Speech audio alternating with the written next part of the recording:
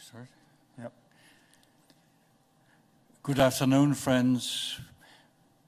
You've come to this last session of our series on the Canons of Dort, lecture number 7, which deals with the historical roots of the Arminian controversy, and then we will have the concluding remarks on Arminianism and its impact on Europe and other parts of the world.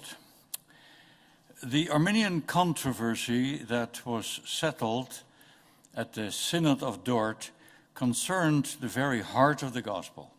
자, 오늘 오후에 다시 여러분과 만나서 공부하게 돼서 반갑습니다. 오늘은 7번째 강의 부분하고 8번째 강의 내용인데요. 먼저 이 알미니안주의의 역사, 그 뿌리에 대한 이야기를 먼저 시작하려고 그래요. 그런데 이제 이것이 다루어진 돌트 총회는 먼저 하나님의 단독 사역, 오늘 조금 어려운 신학적인 용어가 여기 나오는데 단독 사역과 협력 사역, 그 용어거든요. 그래서 이것을 가지고 여러분과 같이 함께 살펴볼 것입니다.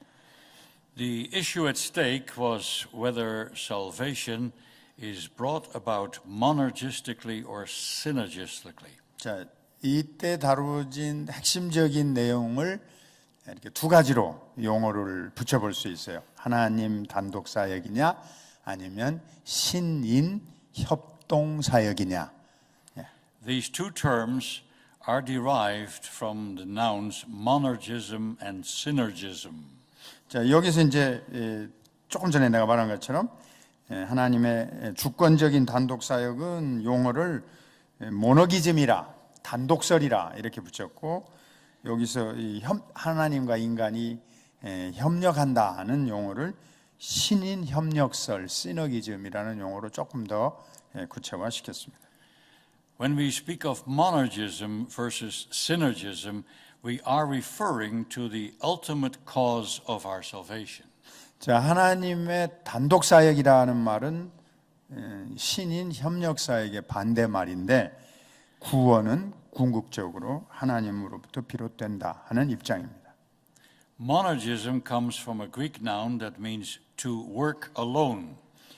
이 하나님의 이 단독 사역이라는 말의 원래 헬라어 뜻은 하나님께서 혼자 일하신다, 하나님 자신만 일하신다, 그런 헬라어 단어에서 이 용어가 파생되어 나왔어요. Monergism represents the view that our salvation is brought about by God alone. 자, 다시 반복하는데 구원은 오직 하나님에 의해서만 나온 것이다, 그런 뜻입니다. Synergism also comes from a Greek noun which means working together.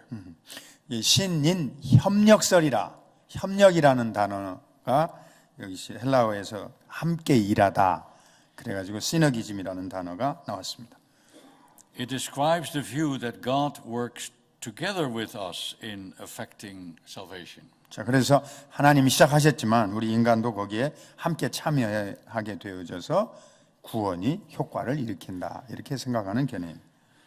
While monergism is closely associated with John Calvin and other leaders of the Reformation of the 16th century, synergism is associated with Jacob Arminius and his fellow remonstrants who remonstrated or disagreed with the reformer of Geneva and his followers. 이 하나님의 단독 사역으로 구원을 해석하는 입장은 16세기 종교개혁자들과 특별히 칼빈의 견해를 따르는 반면에 신인 협력설을 주장한 사람은 야곱 알미니우스와 그를 따르는 리몬스트러스, 학론파들이었어요. 이 사람들이 이제 칼빈과 종교개혁자들이 남긴 전통에 반대하고 자기들의 이론을 전개한 것. The issue that had to be decided at the Synod of Dort was whether monergism or synergism represented the biblical method whereby God saves sinners. 자, 이런 이제 흐름들이 결국은 돌트 총회까지 이르게 되어져서 결국 그곳에서는 둘 중에 어떤 것이 구원에 관한 확실한 진리냐, 단독 사역이냐, 혹은 신인 협력사역이냐 이것 중에 하나를 채택하게 된 것입니다. Because these two terms are going to be used quite frequently in the rest of my lecture, I thought I would explain first of all the meaning of them. 자, 오늘 이 강의에서 이 하나님의 단독 사역 혹은 신인 협력설 이 용어를 많이 사용하고 또 여기에 관한 설명을 할 것 같아서 먼저 여러분에게 개념을 설명했습니다. 이제 이어서 7장은 넘기고 강의 안에 8장으로 가겠습니다. The Church of Christ has gone through several major divisions since its inception. 자, 우리 기독교 교회는 초대교회 설립된 이후로 몇 차례의 중대한 분열을 경험하게 됩니다.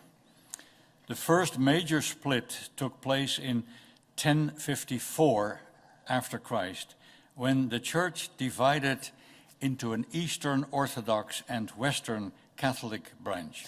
첫 번째 가장 중요한 분열은 1054년, 주후 1054년 동쪽에 위치했던 그릭 오르소닥스 처치하고 서쪽에 위치했던 서방 로마 가톨릭 교회하고의 분열이었습니다.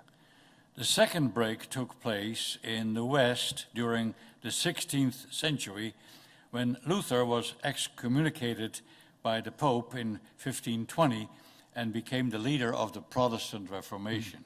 예, 그로부터 약 한 500년 뒤에 1520년 루터가 교황으로부터 출교를 당하게 될 때 이제 다시 한번 또 두 번째 큰 분열이 서구 유럽 교회에서 벌어졌습니다. Although soon afterwards disagreements arose among Luther and other reformers over relatively minor matters, they managed to present a fairly united front to the monolithic power of the Roman Church. 자, 그 다음에 이제 로마 가톨릭에서 반대를 해서 개신교회가 만들어졌지만 루터하고 다른 종교개혁 사이에 중요한 이슈는 아니지만 그거보다는 조금 사소한 문제로 인해서 또 분열과 약간의 대립이 일어나게 되어진 것입니다. The 17th century, however, saw significant theological cracks opening not only between Lutherans and Calvinists, but also among the Calvinists. 그래서 이제 17세기로 내려오면 그거보다 조금 한 100년 뒤에 17세기로 내려오면 루터를 따르는 이제 주로 독일 분들하고 칼빈을 따르는 스위스 분들 주로 이제 거기에 두 그룹이 많은 차이가 있었는데 그것으로 끝나는 게 아니고 이 칼빈주의라고 하는 그룹들 내부에서도 또 다른 서로의 차이점이 발생하게 된 것입니다. Zwingli and Calvin and their followers fell into conflict and controversy over the details of the doctrine of predestination. 이게 일반적으로 그냥 우리가 칼빈주의자라고 부르는데 그 안에는 이제 쯔빙글리하고 칼빈 또 이렇게 스위스 북부하고 남부하고 갈라지고 그 가운데서 교리적인 특징으로 보면 예정론을 어떻게 받아들이느냐 이걸 놓고서 같은 칼빈주의자 사이에 또 차이를 드러내게 된 것입니다. As we have seen this week, a major and enduring split occurred around 1610 as Jacob Arminius and his Dutch Reformed followers began to find fault with the classical Zwinglian and Calvinistic doctrine of election in favor of a less rigid belief in conditional election rooted in synergism and free will. 그래서 1610년에 이 야곱 알미니우스와 네덜란드 우리는 이제 화란이라고도 한문으로 이렇게 번역을 했는데 네덜란드 지역의 그를 따르는 이 사람이 네덜란드에서 활동을 했기 때문에 그를 따르는 그룹과 그를 반대하는 그룹이 이제 그 앞에 세대 스빙글리와 칼빈은 이제 돌아가셨단 말이죠. 그들이 남긴 신학의 유산을 놓고서 어떤 것을 지지할 거냐. 특별히 조금 지금 우리가 주목해 봐야 될 것은 이제 신인 협력서를 채택할 거냐, 아니면 하나님의 단독서를 채택할 거냐. 그 결정을 놓고 대립하게 된 것입니다. The result was a new theological stream that branched off the original Reformed tributary Arminianism. 개혁 신학이라고 다 말할 수는 있어요, 이 사람들이. 그렇지만 거기서 나온 또 다른 지류, 또 다른 하나의 흐름으로서 알미니안주의라고 하는 것이 탄생하게 되었습니다. Beginning in the Netherlands as a small rivulet, it soon became a powerful side channel and eventually ended up flooding the entire theological landscape of Western Europe and North America, as well as other parts of the world. 이게 처음 시작할 때는요, 지금 말한 것처럼 이제 화란이라는 곳에서 야곱 알미니우스와 몇 사람이 조금씩 시작을 한 것 같은데, 그러니까 이걸 물로 비유하면 조그마한 실개천에서 시작을 하기 시작해서 그 사람들 몇이 시작하다가 이게 조금 지나니까 사람들이 거기에 더 많이 지지자들이 생기고 호응도가 생기니까 이제 강물이 됐고, 조금 지나니까 이게 바다같이 넘쳐가지고 유럽, 세계 전 지역으로 영향력을 확산하게 되었어요.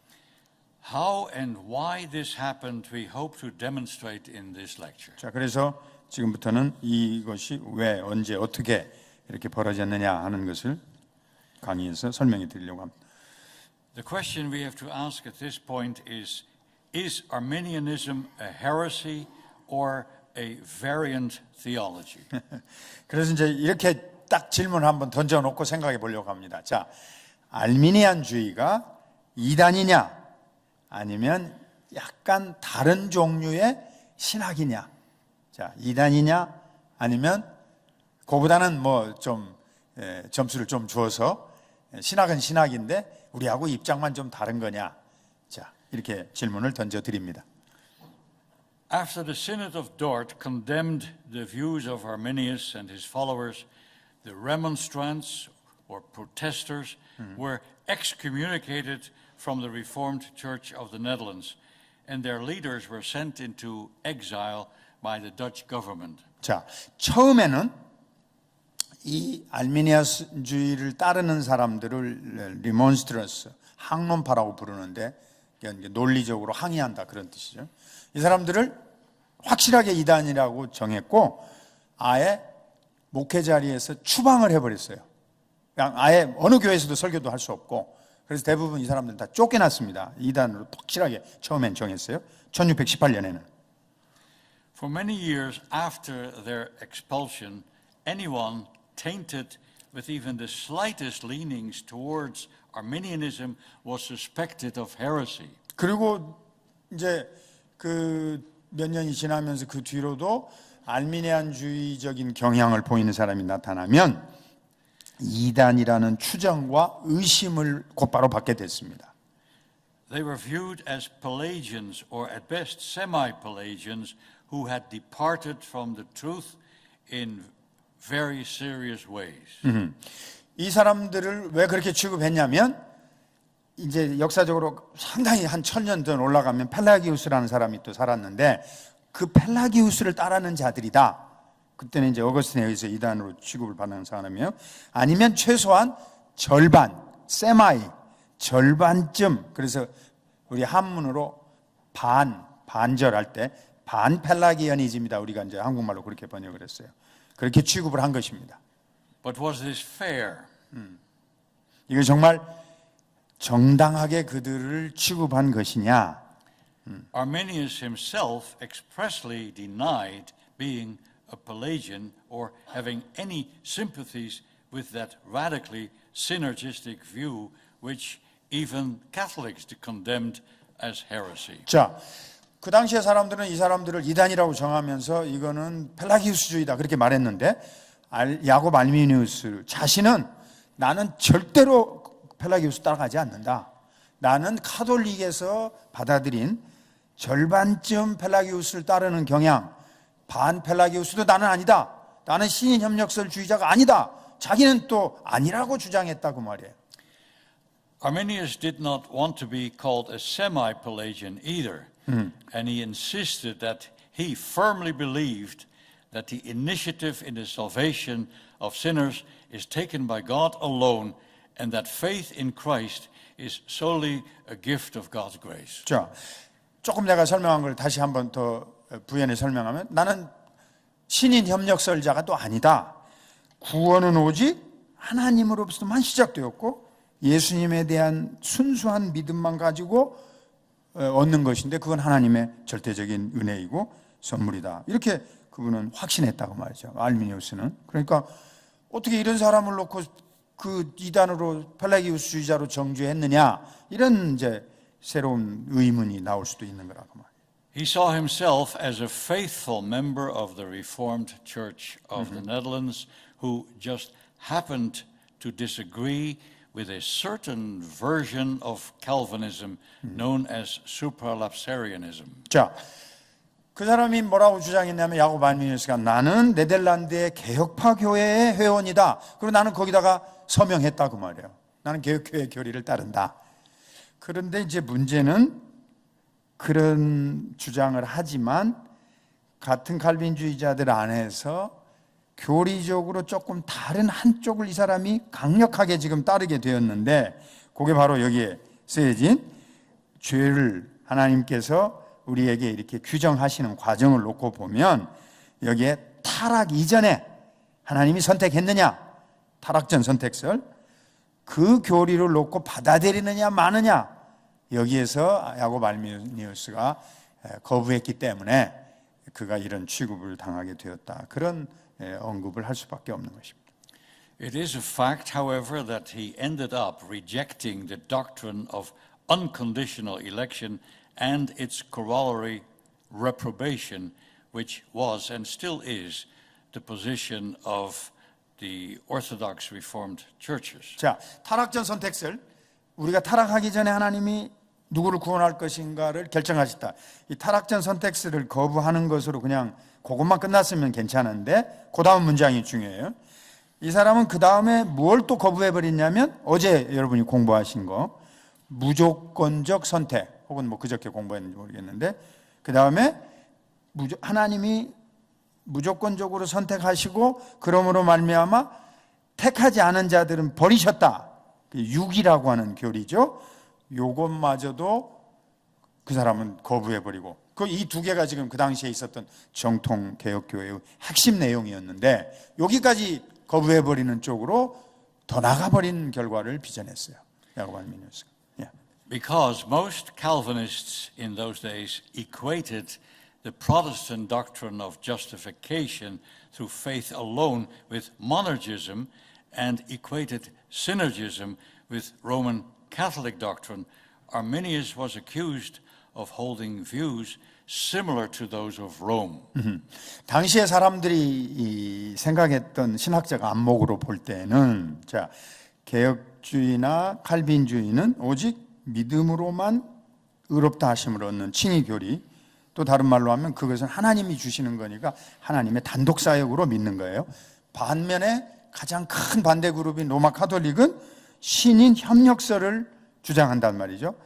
그러면 야곱 알미니우스는 어느 편에 속한다고 당시에 생각을 했느냐? 아, 이 사람이 말하고 있는 거는 로마 가톨릭과 유사하다. 그렇게 취급을 할 수밖에 없었어요. 그리고 그렇게 평가를 한 겁니다. In other words, they viewed him as a semi-Pelagian. 다른 말로 하면 절반쯤 펠라기우스주의를 따른다. 그게 바로 가톨릭의 기본 당시의 신학적 입장이에요. But this he vehemently denied. 그런데 그는 그 자신은 아주 그냥 완강하게 나는 이 견해 따르지 않는다. 그렇게 말했어요.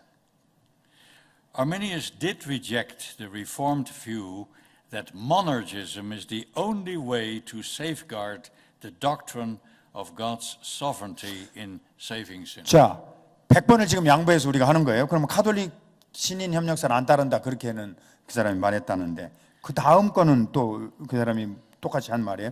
나는 또한 구원은 전적으로 하나님만 절대 권리를 가지시고 하나님만 유일하게 주권을 발동하셔서 사람을 선택한다. 개혁주의의 견해도 따르지 않는다고 주장을 한 거예요. He insisted that by rejecting unconditional election and irresistible grace, he was still in basic agreement with the central Protestant position that Christ's righteousness is imputed to sinners on account of faith alone. 자, 16세기 상황에서는 이게 가장 중요한 교리였습니다. 자, 무조건적 선택, 그 다음에 불가항력적 은혜. 하나님 은혜 주실 자에게 주셔서 구원하신다는 거죠. 이건 하나님이 우리에게 믿음을 선물로 주시고 그럴 때 우리는 예수 그리스도를 바라보며 그리스도의 의로움을 우리 죄인에게 전가시켜 주신다. 우리 것으로 간주해 주신다. 이게 우리 개신교회의 아주 중심적이고 기본적인 신학 입장이란 말이죠. 그런 교리를 이 야고보 알미니우스는 부인하는 자리에까지 가게 된 것입니다. But now the question is, did this view of Arminius and his followers, which the Synod of Dort condemned, rise to the level of heresy? 자, 그러면 돌트 총회에서 야고보 알미니우스에 대한 견해와 그의 추종자들을 놓고 평가를 할 때 과연 그들의 주장이 이단, 아예 기독교와는 완전히 다른 이단의 수준으로 놓고 평가를 해야 되느냐? 이게 이제 질문이죠. This question cannot be answered with a simple yes or no. 예, 그 대답은 단단치가 않아요. 이단이다, yes. 이단이 아니다, no. 이렇게 단칼로 한마디 말하기가 곤란한 복잡한 내용이 여기에 관련을 맺고 있습니다. In order to come to a fair and balanced assessment of Arminian theology, it is necessary to go back and examine the development of Reformed theology since John Calvin. 자, 그래서 여러분이 답을 어떻게 하는 게 좋을런지 이제부터 우리 칼빈 이후의 개혁주의 신학의 발전에 대한 이야기를 좀 들어보면서 잘 평가를 해가지고 여기에 대한 공정한 해답을 여러분들 스스로 한번 만들어보는 그런 노력을 해보시기 바랍니다. Although the early reformers, Luther, Zwingli, and Calvin, rejected scholasticism as a theological method, their successors gradually fell back into a kind of scholastic thinking that placed much emphasis on philosophy and logic as tools to construct highly coherent systems of Protestant doctrine. 예, 되게 재미없고 되게 지금 졸리는 시간이에요. 여기 요 문장도 여러분한테는 아무 의미도 없이 들릴 만한 지금 대목에 이르렀어요. 자, 거기를 잘 보세요. 루터, 쯔빙글리, 칼빈, 요 사람들을 우리가 이제 초기의 종교 개혁자들이라고 부르는데, 요분들 다음 사람들을 이제 우리는 뭐라고 부르냐면 종교개혁 후기 스콜라주의 시대라 이렇게 불러요. 근데 요 첫 세대하고 다음 세대가 우리의 이제 정통신학을 세우고 바르게 진리를 가르치려고 애를 썼는데, 요 뒷세대는 종교개혁의 후기 세대는 스콜라주의라는 방법론을 사용했는데 여기에는 철학과 논리가 굉장히 많이 들어가요. 그러니까 아주 그냥 꼼꼼하게 세밀하게 아주 질서 있게 이렇게 기독교 진리를 입증하고 설명하려고 하는 방법을 취합니다. 아마 여러분 그 책 읽으면 5분 안에 다 졸아버릴 거예요. It may help to explain a little bit as to what the word scholasticism means. I will quote here from a leading scholar of scholasticism. His name is Richard Muller.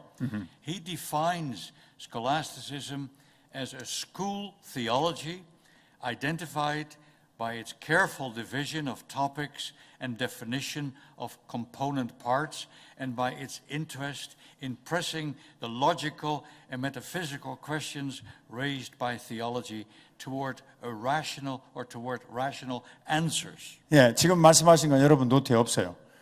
여기 밑에 조그맣게 적어 오신 것 같고 얘기하신 거예요. 자, 이 후기 스콜라주의에 대해서 세계적으로 가장 깊이 연구한 학자가 지금 미국 미시간의 칼빈 신학대학원의 리차드 멀러라고 하는 교수님이에요. 이분이 연구한 것에 근거를 해서 여러분에게 그 이야기의 개념을 간단히 설명해 드리면, 이 후기 스콜라주의 방법론을 채택했다는 것은 거의 이성, 철학, 합리성의 수준에 이를 정도로 기독교 신앙을 체계화시키려고 하는 엄청난 학자들의 노력을 의미한다. 예, 스콜라주의가. 그래서 내가 여러분 보고 지금 그거 읽으면 졸린다 그랬잖아요. 재미가 하나도 없어요. 왜냐하면 체계적인 논리를 위해서 한 것이기 때문에.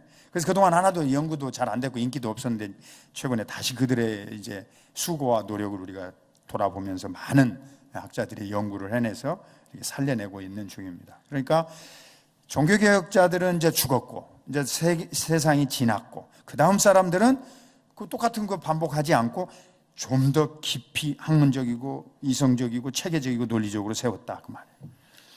Did I say all that? Yeah, I interpret what you said about from the Richard Muller.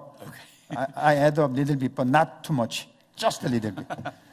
Okay. Yeah. One of the first of these Reformed Protestant scholastics was Theodore Beza. 자, 그런 길을 연 첫 인물이 칼빈의 바로 후계자 데오드르 베자예요. 이 사람은 굉장히 오래 살았어요. 그 연도를 보시면 1519년에서 1605년. 그러니까 뭐 칼빈은 1564년에 죽었으니까 이 사람이 50년 더 살면서 그냥 엄청난 역할을 한 사람이에요. 여러분 잘 모르시겠지만 아무튼 이 사람이 굉장한 역할을 한 사람이에요. 알미니우스도 이 사람 제자였어요. Beza was Calvin's successor in Geneva. 제네바에서 이제 칼빈이 세운 제네바 아카데미의 학장이었고 칼빈의 후계자였어요. When Calvin died in 1564, the full weight of his responsibility fell on Beza, who was the principal of the Genevan Academy and the spokesman and defender of Reformed Protestant theology. 칼빈이 1564년에 죽고 그다음에 제네바 대학에 이제 학장이 돼 가지고 이분이 개혁 신학의 옹호자이고 주장자이고 대변자이고 특별히 칼빈에 대한 이제 백업을 하면서 칼빈의 일생이라는 책도 쓰고 칼빈의 생애라는 그래서 이분이 굉장한 역할을 했어요. Among the many students of Beza was Jacob Arminius. 여기 나오네. 한 50년 가르쳤는데 그 중에 이제 이 알미니우스라는 사람도 잠시지만 이 베자 밑에서 공부를 하고 갔어요. 제네바에 와서. Arminius was one of many others who was being trained by Beza for the ministry in the Dutch Reformed Church. 자, 이제 스위스 제네바에 와가지고 베자 밑에서 공부를 하고 다시 자기 나라 네덜란드로 돌아가서 거기서 이제 목회 사역을 위해서 헌신하게 됩니다. After some time, he began to disagree with Beza's scholastic methods and conclusions. 자, 그리고 이제 좀 이제 시간이 흐른 다음에 이 야곱 알미니우스가 자기 선생님이었던 베자에 대해서 당신이 쓰고 있는 이 스콜라적 방법론 이 문제가 많다고 나는 생각한다. 이렇게 이제 이의를 제기하게 된 거예요. What the second generation of Protestant scholastics tried to do was to discover and carve into stone a rigid Protestant orthodoxy that could repel all heresy, including attacks by skeptics and Roman Catholic critics. 자, 이 알미니우스가 선생님 방법을 안 받아들인다고 하는 얘기를 나쁘게만 생각하지 말라 그 말이에요. 그 사람 동기가 뭐였는가가 여기 여러분의 노트에 잘 들어가 있어요. 왜냐하면 회의론자, 스캡티시즘, 이게 맞냐 하고 자꾸 의심하는 자들, 아니면 카톨릭의 비평가들, 카톨릭에서는 이제 칼빈의 약점이나 루터의 약점을 자꾸 공격한단 말이죠. 그걸 어떻게 막아낼 수 있냐? 이단, 그 당시에도 또 제세례파 이런 이단들이 극렬한 급진주의자들이 굉장히 많았어요. 독일, 네덜란드는 더 많았고 거기에 정통신학을 가르치려고 하다 보니까 이 야곱 알미니우스는 나름대로 답을 찾으려고 노력을 했던 사람이었다. 그러니까 출발 동기는 그렇게 나쁜 사람은 아니었다. 앞으로. Beza is known in church history as one of the founders of an extreme type of Calvinism named supralapsarianism. 자, 그러면 또 선생님인 베자는 또 누구냐? 칼빈 밑에서 훈련은 받았지만 딴소리로 새로운 신학을 만든 사람이에요. 베자도. 그래서 우리 개혁주의 중에, 우리 칼빈주의 중에서 여기 나라오면은 타락전 선택설이라는 예정론 교리의 한 특정한 개념을 굉장히 강조하고 새로 만든 사람이라 그 말이에요. 자, 그러니까 거기서 또 문제가 발생할 소지가 다분히 있을 수 있는 가능성을 엿보는 겁니다. Let me first explain what these strange sounding terms mean, supra and infralapsarianism. 자, 이제 진짜로 여러분들이 정신 차려야 돼. 재미 하나도 없는 강의에 제일 어려운 개념이에요.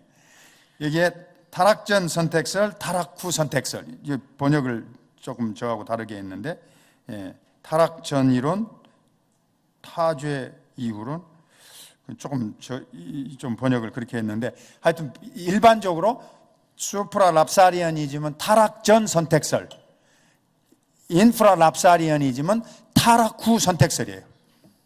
그 두 개념으로 당시의 학자들이 우리의 구원에 관한 과정, 구원의 여정을 설명을 했습니다. 좀 여러분에게 재미없지만 아무튼 그래도 좀 정신 차려봐요. 졸지 말고. 오케이? Yeah. Yeah.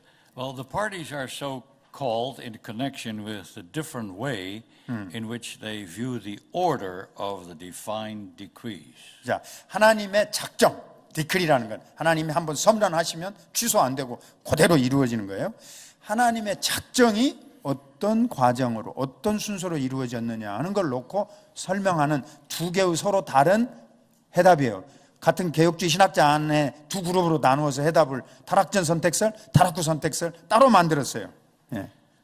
The question at issue is where to place predestination in the sequence of God's decree. 자, 하나님의 작정이라는 게 큰 줄거리예요. 구조예요.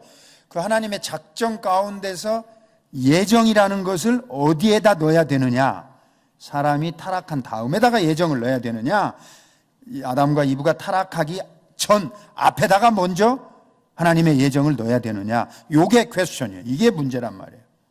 여러분 별로 마음속에 뭐 그런 생각을 안 하고 신앙생활을 해오셨겠지만 어쨌든 테오도르 베자 때에는 이것이 가장 최고로 높은 경지의 신학이었단 말이죠.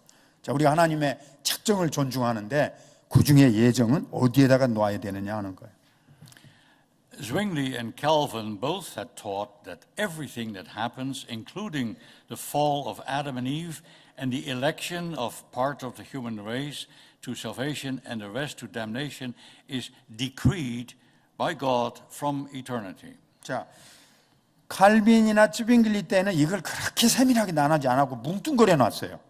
그래서 여러분 갖고 있는 여기 해설지에 보시면 아담과 이브가 타락한 사건, 타락한 인류 중에 일부가 구원을 위해 선택되고 나머지는 영벌에 두신다는 사건, 이런 것들이 하나님의 영원 전 작정에 의해서 이루어진 것이고 선포되었다. 그러니까 요 문장 그대로 보면 칼빈과 츠빙글리는 아담과 이브가 타락하고 그 다음에 그 중에 일부를 선택하시고 얼핏 그런 느낌이 들 정도예요. 그러나 칼빈과 츠빙글리 때는 초기 개혁자들은 이걸 그렇게까지 세분화시키지는 않고 그 사건들이 같이 하나님의 경륜 속에서 벌어졌다. 이렇게는 생각했었어요.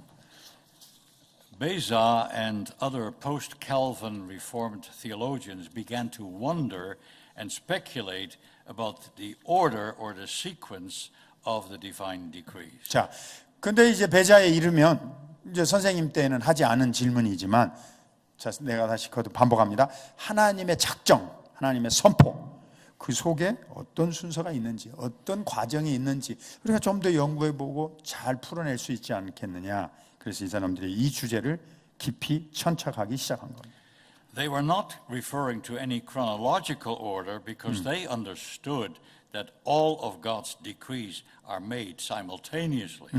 하나님의 작정을 시간적인 순서로 먼저 하나님이 예정하시고 그 다음에 타락이 일어났다. 타락이 일어나고 그 다음에 하나님이 시간적으로 예정했다. 이렇게까지 다 정확하게 이해하고 알 수는 없지만 사람들은 시간적인 거는 아니지만 논리적인 거는 생각해 보기를 원했다 그 말이에요. For God there is no separation or even succession of moments, but everything is eternally present. 그리고 또 우리가 생각해 볼 것은 하나님은 영원하신 분이잖아요. 근데 영원한 분이시면서 동시에 순간적인 분이시고 현재적이면서 동시에 과거가 들어가 있고 과거가 또 미래에 연결되어 있단 말이죠. 그러니까 하나님의 이 영혼의 차원을 참 사람이 한번 논리적으로 들어가서 탐구해 본다. 굉장히 중요한 흥미로운 질문이었으라고 생각할 수 있어요. What they were thinking of was the logical order of the decrees of God relative to the creation and redemption. 자, 그래서 하나님의 작정에 대한 논리적인 순서를 정할 때 먼저 창조는 있었다. 그건 확실하죠. 그 다음에 하나님이 어떻게 구원하시느냐. 구속 혹은 구원. 하나님의 말씀으로 창조를 하니까 하나님의 선포가 있잖아요. 그러니까 창조가 있었고 하나님도 구원을 하시잖아요. 우리를 구속. 자, 여기를 시간적으로 논리적으로 생각해 보기 시작한 겁니다. This question was and still is important because it matters how one views God's ultimate purposes for things, especially for man, who is the crown of God's creation. 자, 이런 궁극적인 하나님의 계획을 우리가 생각해 보는 게 바람직한 것은 하나님이 최고의 형상으로 만든 존재가 창조의 절정이 인간이기 때문에 세상을 창조하시고 사람을 마지막으로 창조하셨는데 그 사람에 대한 운명을 하나님이 어떻게 정했느냐, 이것에 대한 궁금증을 이들이 연구를 했던 것입니다. Louis Berkhoff puts it this way in his systematic theology, and I quote, "The question is whether in the plan of God the decrees of election and reprobation precede or follow the decrees to create the world and to permit the fall." 이제 우리 조지신학 교수님 가운데 루이스 벌코프라고 하는 분이 계신데 미국 미시간에 있는 칼빈 대학교의 학장님을 하셨어요. 1920년대, 30년대 활동하신 분인데 이분이 쓰신 조직신학이라는 책이 수십 년간 세계의 모든 사람이 보는 교과서였어요. 뭐 교단과 교파를 초월해서. 근데 이제 이분이 우리 개혁주의 신학자로서 지금 우리가 다루고 있는 주제에 대해서 다음과 같이 설명해 줬어요. 거기 인용문이 있죠. 하나님의 계획 속에 선택과 유기, 하나님이 택하시고 어떤 사람 버려버린단 말이죠. 선택과 유기에 대한 작정, 디크리, 하나님의 작정하심이 세상을 창조하고 타락을 허용하신 작정에 선행되느냐 아니면 뒤에 따라오냐. 그러니까 창조, 타락이 있었는데 그 사이에 넣을 것이냐 아니면 창조보다도 앞에다 넣을 것이냐. 그래서 타락 전 선택설, 타락 후 선택설로 사람들이 나누어졌다. 이렇게 설명을 해놓으셨어요. 잘 요약을 한 거죠. This naturally involves another question, namely whether in the decree of predestination God regarded man as already fallen or as an object still to be created and destined to fall. 자, 타락 전 선택설, 타락 후 선택설, 이 하나님의 작정 논리적 순서를 다르게 질문을 해보자 이거예요. 완전히 다르게. 그건 뭐냐면 하나님이 작정을 하실 때 인간을 타락한 자로 간주해가지고 순서를 정하셨는지, 아니면 아직 창조는 안 됐지만 그 하나님의 계획 속에서 이 인간이 이건 타락할 주제다, 이렇게 미리 하나님께서 생각을 해갖고 순서를 정하셨는지, 이렇게 질문해 볼 수도 있는 겁니다. The infralapsarian order is the one followed by all the Reformed creeds, especially the canons of Dort, as well as the Belgic Confession. 자, 그래서 이 타락 후 선택설이라고 하는 입장이 돌트 신경에 채택되어져 있고, 그거보다 훨씬 전에 만들어진 벨지 컴패션, 이 벨지움에서 기럐 드 브레라는 사람이 만든 거예요. 이 벨지 컴패션이. 거기에 16항에도 타락 후 선택설의 입장을 따르고 있어요. The supralapsarian position, however, is the more logical order and helps to arrange things more systematically, but it tends to downplay the role of man as a responsible creature and moral agent. 타락 전 선택설이라는 게 하나님이 딱 정할 때, 타락 전에 딱 정해놓고 사람을 그 이후에 지으시고 만물을 하나님 결정해 가셨다, 이제 그런 입장인데, 이건 굉장히 그냥 단순한 체계예요.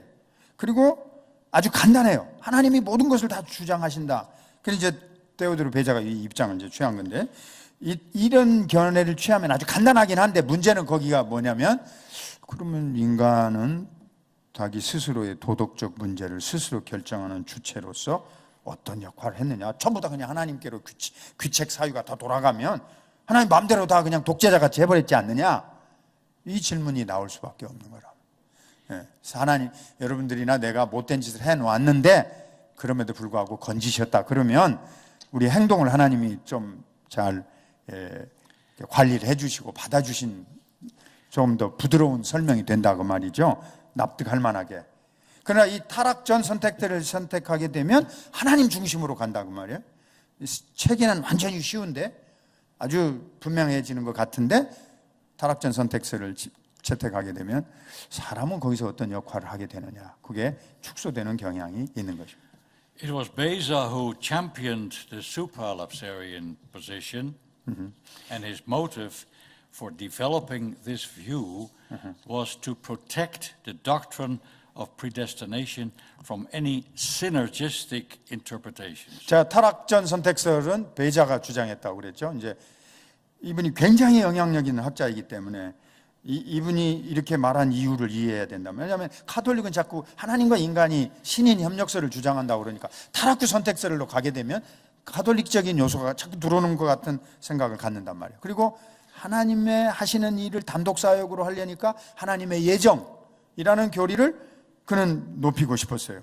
그래서 베자와 또 그를 따르는 칼빈주의자들, 여기 이제 선생님은 엄격한 칼빈주의자라 이렇게 표현을 하셨는데, 이렇게 이 베자나 엄격한 칼빈주의자들은 하나님의 예정, 그것을 조금 더 높이 체계화시키고 싶었던 것입니다. Beza and other Calvinists of that age developed this system thinking that in doing so they were merely working out the logical details of Calvin's own doctrine of election. 그러면서 그들은 이건 우리의 선생님이었던 칼빈의 선택 교리, 칼빈의 예정 교리 속에 들어있는 것을 우리가 충실히 반영하고 있는 것이다, 이런 확신을 이분들이 가졌어요. Whether that is true or not is debatable. 그렇게 동의하지 않는 또 칼빈 스칼라도 있고 칼빈 연구자들도 오늘날에 와서는, 그래서 조금 논쟁의 여지가 있는 부분이긴 해요. Some scholars believe that Calvin would have approved of Beza's view. 일부 학자들은 이제 칼빈이 만약 살아 계셨다면 자기 제자였던 이 베자의 타락전 선택설을 인정해 줬을 것이다, 그렇게 주장합니다. Other scholars think that he would have rejected supralapsarianism in favor of its rival infralapsarianism. 만약에 칼빈이 살아 있었다면 아니다, 베자 편 안 들고 타락구 선택설을 지지했을 것이다, 이렇게 주장하는 현대 칼빈 연구가들도 있어요. As Roger Olson says in The Story of Christian Theology, and by the way, Roger Olson is very sympathetic to Arminius, but this is what he says. Both supralapsarians and infralapsarians had much in common. 자, 이 로저 올슨 박사가 이제 이 부분에 대해서 해설을 해놨는데, 이 올슨 교수는 알미니안주의자예요. 나 별로 안 좋아해요. 이 선생님도 별로 안 좋아한다고 그러셨는데, 그렇지만 이제 그 사람이 교수로서 정리는 해놓은 거니까 이제 그 사람이 정리한 얘기를 한번 들어보자 말이죠. 타락전 선택설과 타락후 선택설은 많은 공통점이 있는 건 사실이다. They agreed that Calvin had the right basic vision of God's plan and purpose with regard to creation. 칼빈의 글에서 이제 칼빈이 워낙 좋은 교과서적인 저술을 남겼기 때문에 하나님의 계획과 목적에 대해서 올바른 관점을 가지고 있다, 그들의 그 뿌리였던 칼빈의 신학으로부터 자신들의 입장을 발전시킨다는 면에서는 근본적으로 출발점이 같아요, 이 두 그룹이.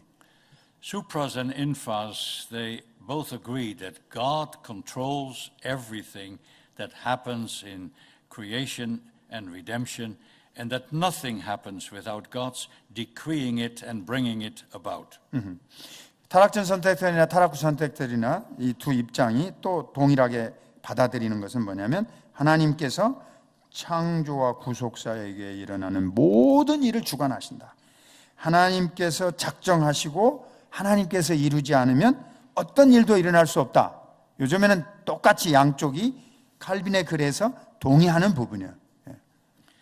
They agreed that the fall of humanity and individual humans' ultimate destinies in heaven or hell are predestined by God and not merely foreseen or foreknown.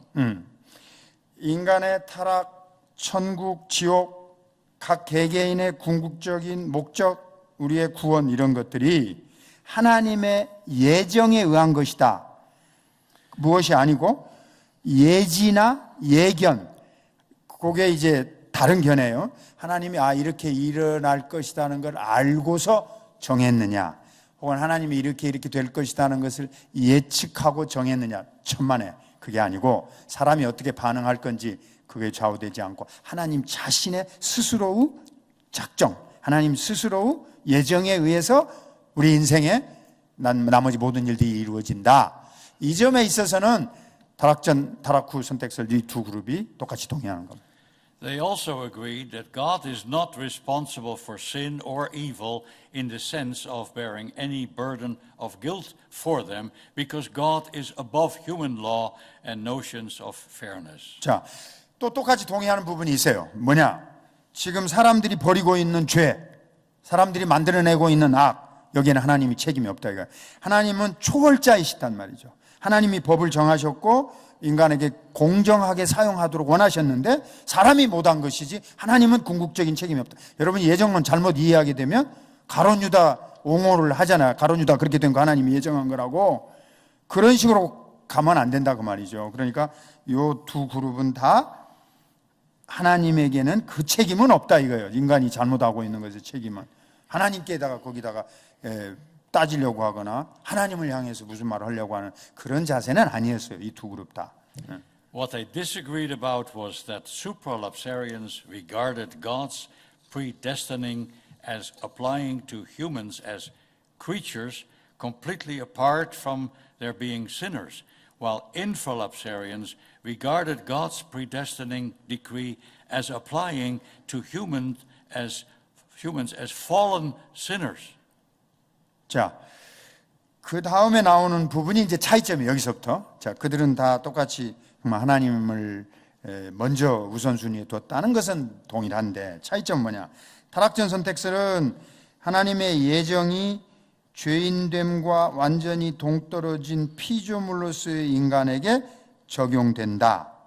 예정을 먼저 주장합니다. 타락 후 선택설은 예정하시는 하나님의 작정이 타락한 죄인, 요 타락한 인간에게 적용이 되는 것이다. 뒷부분에 가서 타락 후 예정설이니까 적용이 되는 것이다. 요게 차이가 나는 거예요. Arminius had a slight preference for the infra position, but in the end he rejected both views because for all their differences, both supra and infralapsarians held to the doctrine of double predestination, according to which sinners are saved or lost by divine decree, without any consideration of human merit. 지금 잘 따라오는지 안 따라오는지 모르겠는데 여러분들이 알미니우스는 이 둘 다 별로 안 좋아했어요. 타락 후 선택설 쪽에 약간 입장을 취하긴 했지만, 그래서 알미니우스는 타락전 선택설도 아니고 타락 후 선택설도 아니고, 그러면 이 사람은 뭐 했느냐 말이에요. 알미니우스는 자칫 잘못하면 이 예정 교리를 강조해버리면, 자, 예정에는 선택과 유기가 있어요. 이걸 여기 이중 예정이라 더블 프리데스티네이션. 알겠죠? 선택과 유기, election and decree, 더블 프리데스티네이션. 이게 이중 예정이에요. 이 이중 예정 교리를 강조하게 되면 책임이 하나님께 돌아간다 이거예요. 죄를 조성하고 죄가 퍼뜨려져 나간 죄. 이게 야곱 알미니우스가 가졌던 퀘스천이었어요. The problem that Arminius had with both infra or supra was that both implied that God is ultimately the author of sin. 예, 지금 조금 내가 설명할게. 이 야곱 알미니우스가 결국 고민했던 것은 이 양쪽 입장의 어느 한쪽을 취하게 되면 하나님이 죄의 궁극적 조성자가 된다. 죄는 어디서 왔냐? 우리 인간이 한 거 아닌데 하나님이 다 작정했다고 한다면 하나님이 죄도 만든 거 아니냐? 알미니우스는 이제 그걸 어떻게 피해 볼 길이 있나 이걸 고민했던 사람이에요. To escape this horrible but somewhat logical conclusion, Arminius came up with his own theory as to how we must interpret God's activity in saving sinners. 자, 이 죄인들을 구원하시는 일에 있어서 정말 어떤 논리적인 해석으로 어떤 체계적인 설명을 해야 할 것인가? 알미니우스도 하나님의 작정에 대한 논의를 꺼려했던 것은 사실은 아니에요. 그런데 그는 이제 타락전 선택설, 타락 후 선택설 이런 방법을 놓고 하나님의 작정 배열하는 것을 반대한 것이죠. Arminius was not against discussing the decrees of God. 그 하나님의 작정 그 자체를 알미니우스가 반대한 거 아닙니다. 예. What he was opposed to was the way in which supra and infralapsarians were ordering the divine decrees. 하나님의 절대적 작정을 타락전 선택설로 배열할 것이냐, 타락 후 선택설로 배열할 것이냐, 이 배열 순서에 대해서는 그는 둘 다 반대한 것입니다. His main critique was that neither of them placed God's decree to send his son as the savior of the world at the head of his list, while Scripture plainly teaches that the gospel is first and foremost about Jesus Christ. 자, 성경을 읽어보면 복음을 우리에게 주셨다 이렇게 말한단 말이죠. 그럼 복음은 뭐예요? 예수 그리스도를 우리 안에 보내주신 하나님의 사랑의 메시지란 말이죠. 근데 이 지금 타락전 선택설, 타락 후 선택설에는 예수님에 대한 이야기가 안 나오잖아요. 복음 언급이 안 돼 있잖아요. 그러니까 자기는 이 두 논리 중에 하나를 선택한다거나 어떤 것에 옳다고 말할 수가 없다 이렇게 주장합니다. Arminius came to believe in prevenient grace, that is, grace offered to everyone in some degree, and that it is necessary for fallen sinners, dead in sins and in bondage of the will, to believe and be saved by this prevenient grace. Now, what is that? It means this. Prevenient grace means literally grace that comes before. It is a kind of grace that God gives to a sinner who is not naturally able to believe in him, and it then enables the person to believe in God of his own free will. So he said it is a grace that precedes the saving grace. It's a grace that everyone receives. 자, 여러분이 가진 노트에 이제 한 단락을 목사님께서 건너뛰셨어요. 그 다음에 나오는 이제 여러분 노트에 이 prevenient grace가 이렇게 섹션으로 나오는데 그 선행적 은혜는 거기서부터 지금 막 말씀을 하신 거예요. 선행적 은혜, 이제 하나님으로부터 우리가 은혜를 받아서 사는데 이 선행적 은혜는 모든 사람에게 어느 정도 제공되며 이건 타락한 죄인들, 죄로 죽어 있고 의지가 결박되어 있는 타락한 죄인들이 믿고 구원받기 위해 필수적인 겁니다. 이거 원래 어거스틴이 말했던 거예요. 선행적 은총. 이것은 초자연적인 돕는 그리고 능력을 주는 예수 그리스도의 은혜이지만 거부될 수 있다. 이 은혜를 거부하지 않고 믿음으로 자신의 삶에 역사하도록 허락하는 한 처음에 주신 선행적 은혜, 이게 작동이 되는 의롭게 되는 은혜가 되어질 수 있다. 알미니우스는 지금 선행적 은혜, 의롭게 되는 은혜, 이 개념을 새롭게 이렇게 설명했고 그걸 강조했어요. Prevenient grace, according to Arminius, is a supernatural, assisting and enabling grace, which, however, is resistible. 하나님이 주신 선행적 은혜는 여러분과 내가 그 은혜를 받아가지고 하나님께 구원받는 삶을 살아가도록 될 수는 있는데 문제가 뭐냐면 내가 거부할 수도 있다. 그런 차원도 그 속에 들어있다. 이거 선행적 은혜라는 건 다 사람들에게 주지만 그 속에는 거부할 수 있는 생각과 어떤 자기의 자연적인 결정권도 함께 넣어주어 있다. 이렇게 해설하고 있습니다. So long as one does not resist this prevenient grace, but allows it to work in his or her life by faith, prevenient grace becomes justifying grace. 조금 내가 지금 전에 할 만한 얘기를 다시 한번 해보면 이 선행적인 은혜를 가지고서 사람이 믿음의 삶으로 열심히 잘 살아가면 이것이 나를 의롭게 하는 구원받는 은혜가 되어질 수도 있다. 이렇게 말하는 거죠. Here is where Arminius shows his synergistic approach to salvation. 이게 바로 신인 협력설이라고 하는 알미니우스가 주장하는 내용이에요. The human will, liberated by this prevenient grace, must cooperate by merely accepting salvation and allowing God to bestow the gift of faith. 이 선행적 은혜를 이제 주시고 그 다음에 우리가 자유롭게 자기가 가지고 있는 아까 결단할 수 있고 뭐 거부할 수 있다고 그랬잖아요. 이걸 가지고 있는 이 의지를 발동해서 구원의 선물을 받아들이고 그리고 그 믿음을 내가 안에서 역사하도록 협력하고 협조하면서 구원이 이루어진다. 이렇게 알미니우스가 설명했습니다. This concept of prevenient grace allows Arminius to use a synergistic approach involving both divine and human wills without falling into Pelagian or semi-Pelagianism because his synergism places the initiative and ability in salvation on God's side and acknowledges man's complete inability to contribute anything to his salvation apart from the supernatural but assisting grace of Christ that is given to all sinners. 자, 이 선행적 은총 얘기를 하는 것은 이유가 이제 여기가 있어요. 자칫 잘못하면 자기가 지금 말하는 것이 펠라기우스주의나 반펠라기우스의 신인 협력설로 다른 사람들에게 공격을 금방 받게 될 거니까 이분은 그런 것을 조심한 거예요. 야고보 알미니우스가.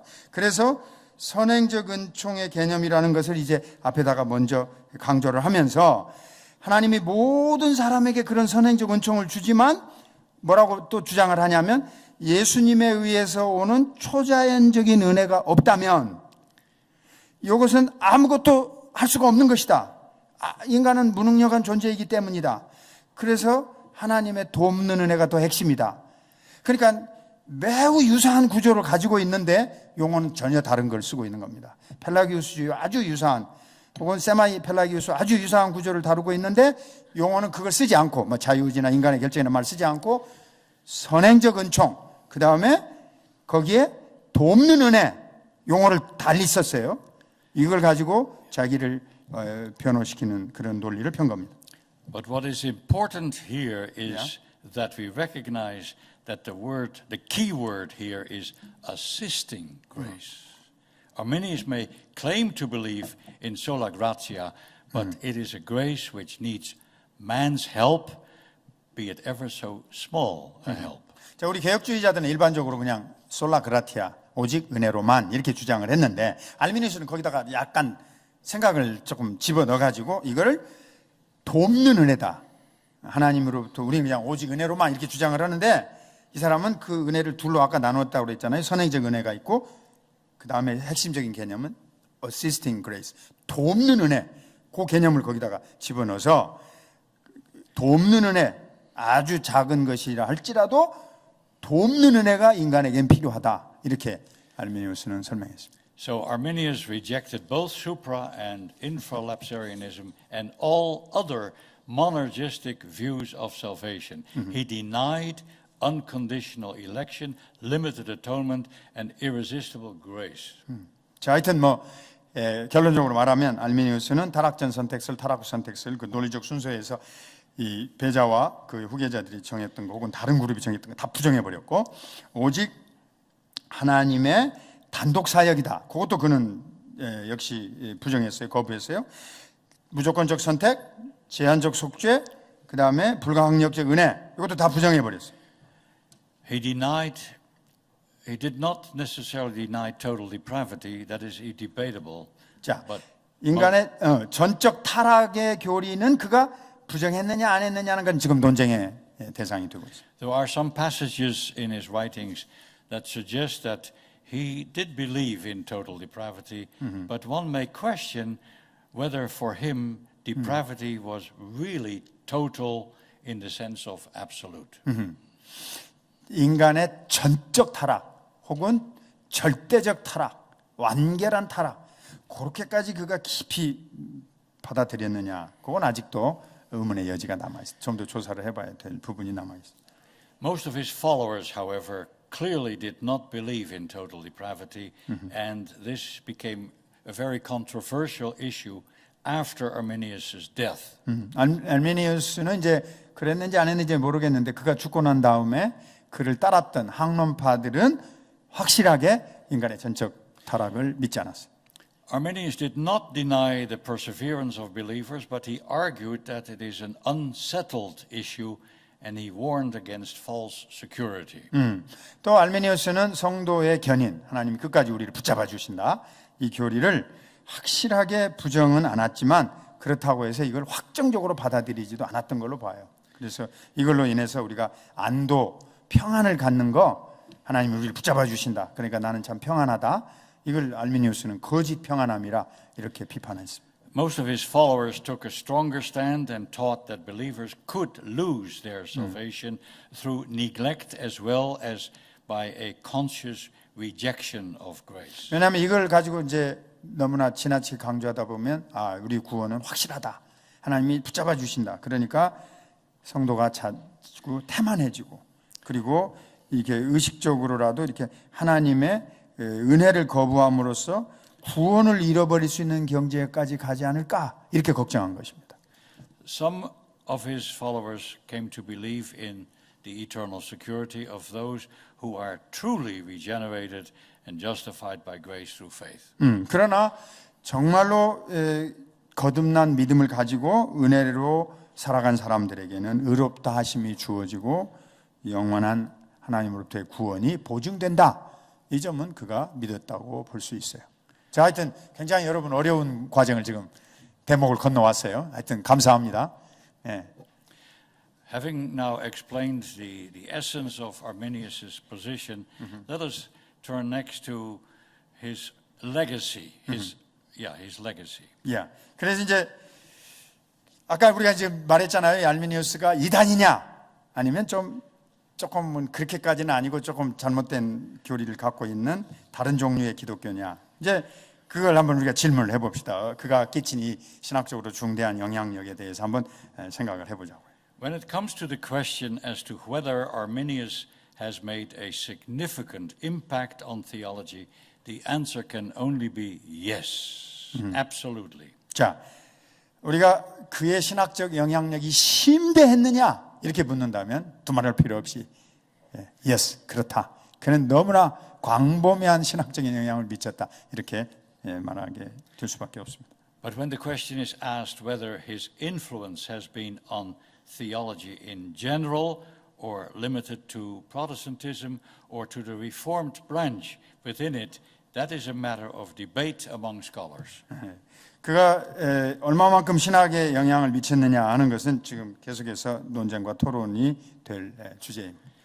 Some say that Arminius' theology represents an alternative to Reformed theology, but others suggest that it should be seen as an adjustment within it. 자, 알메니우스의 신학이 약간 수정된 거냐, 개혁주의 중에 하나의 브랜치로 아니면 다른 변종이냐, 이걸 놓고 두 입장이 갈라져 있습니다. Richard Muller, whom I quoted just a while ago, opts for the former view. According to him, Arminius' theology is thoroughly Protestant, but not Reformed. 리차드 몰러, 이 17세기 신학의 세계적인 권위자의 한 분이신데 그분 설명했어요. 알미니우스의 신학은 개신교, 카톨릭은 아니고 프로테스탄트, 우리 개신교에 속하는 건 틀림없지만 개혁주의 신학으로 볼 수 없다. 그런 입장이에요. 예. According to Muller, the Dutch theologian Arminius set out to reform Reformed theology and ended up creating a different Protestant paradigm altogether. 그래서 네덜란드 신학자들은 개혁주의 신학을 개혁하고 완전히 새로운 패러다임, 새로운 유형의 개혁주의 신학을 창출했다. 이렇게 평가를 했습니다. Carl Banks, who has written an excellent biography of Arminius, he argues for the view that Arminius' theology represents an adjustment and development within Reformed theology, not an intrusion of Pelagianism or humanism from the outside. 이제 리차드 몰러 박사보다도 한 20년 전에 이 알미니우스의 생애와 신학으로 박사학위를 받은 분이 칼 뱅스인데요. 이 사람은 알미니우스 신학을 훨씬 더 긍정적으로 이렇게 좋게 생각을 하고 개혁주의 신학 안에서 좋은 새로운 제안을 내놓은 거다. 펠라기우스주의도 아니고 인본주의적인 견해도 아니었다. 이렇게 옹호로를 펴는 입장도 있습니다. Personally, I believe that Muller's assessment is closer to the truth than Bang's. 이제 개인적으로 나는 이 선생님은 이 목사님은 뮬러의 평가를 더 타당한 것으로 받아들입니다. 뱅즈보다는. Arminius himself may have understood his theology to be no more than an adjustment, believing that he remained basically reformed in his thinking, but his followers, soon after his death, began to show signs of leaning to humanism and rationalism. 예.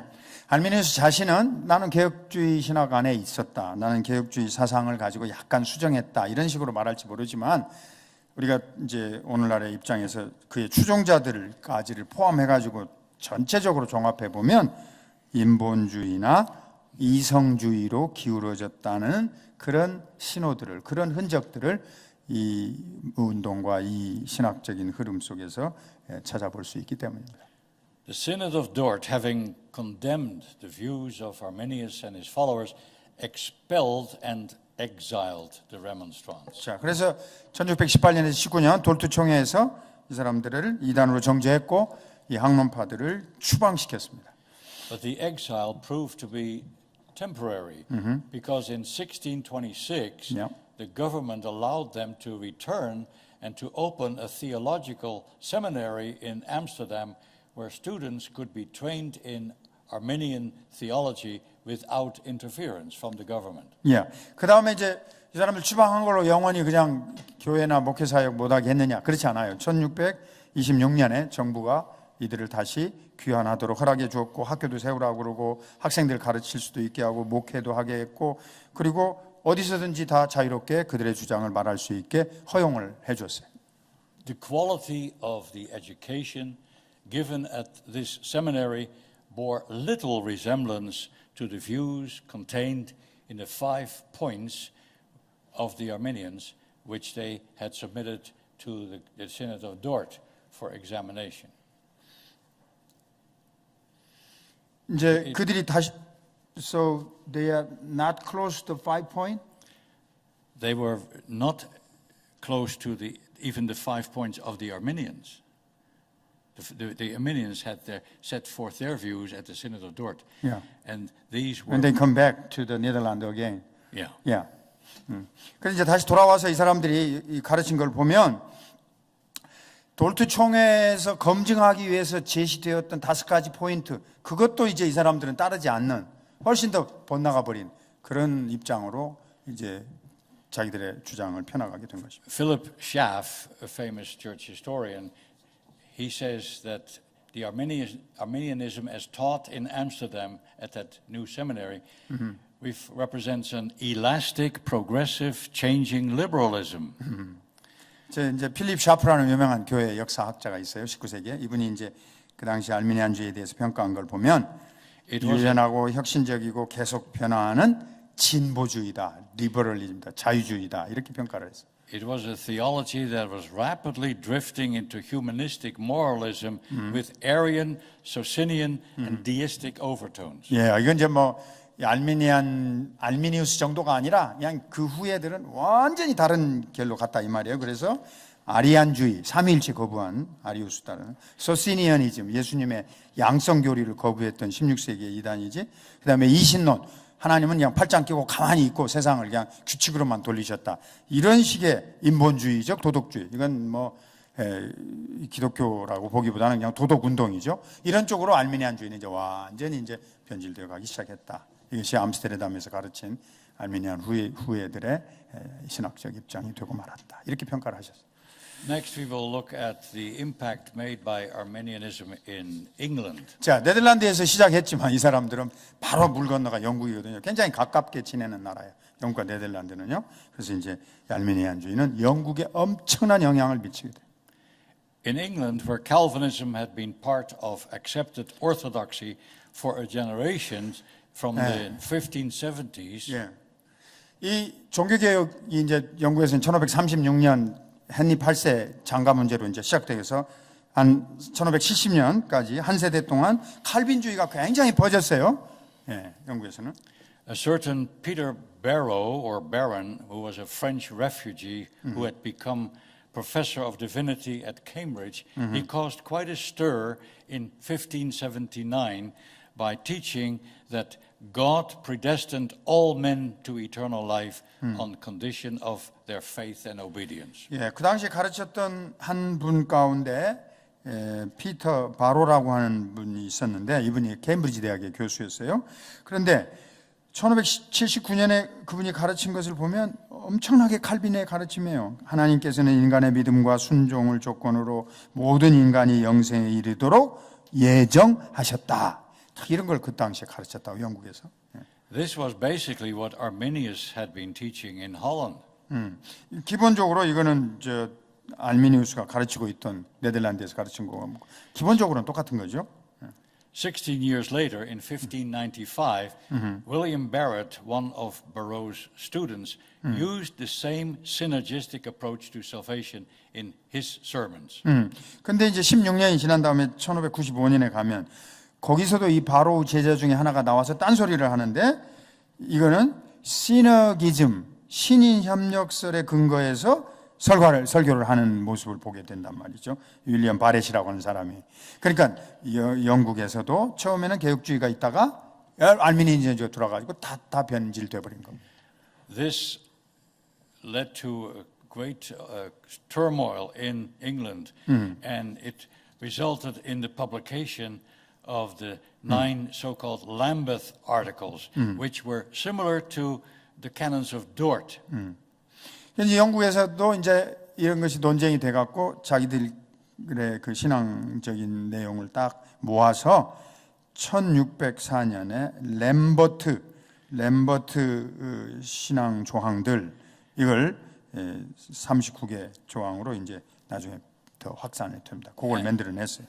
And these solidly Calvinistic articles, they were recognized as the official position of the Reformed churches there, and attempts were made to add these articles of Lambeth to the 39 articles, which were the official creed of the Church of England, but this request was turned down.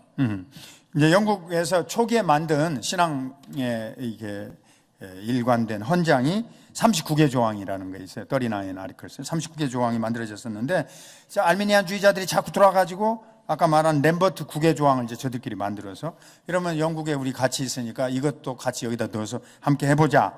이래가지고 1604년에 햄튼 코트에서 그 왕의 궁전이에요 이게 햄튼 코트에서 이거를 제안을 했는데 영국은 일단은 거절이 되었어요. But during the 17th century, many English theologians moved away from traditional Calvinism, both in its supra and infra form, along the lines that Barrow and Barrett had marked out. 그래서 17세기의 영국 종교 개혁의 현상들을 보면 점점 더 이제 칼빈주의적 전통, 처음에는 그 사람들이 있었는데 여기서 벗어나가지고 아까 그 바렛이라는 사람이 신인 협력적인 얘기를 했다고 그랬죠? 그 경향을 따라서 이탈하게 됐습니다. Many church leaders, such as Archbishop Laud and other prelates, strongly disliked Presbyterians and their Calvinism, and increasingly they favored Arminianism and they promoted it wherever possible. 예, 영국에서는 이 대주교 윌리엄 로드라는 사람이 핵심적인 인물이에요.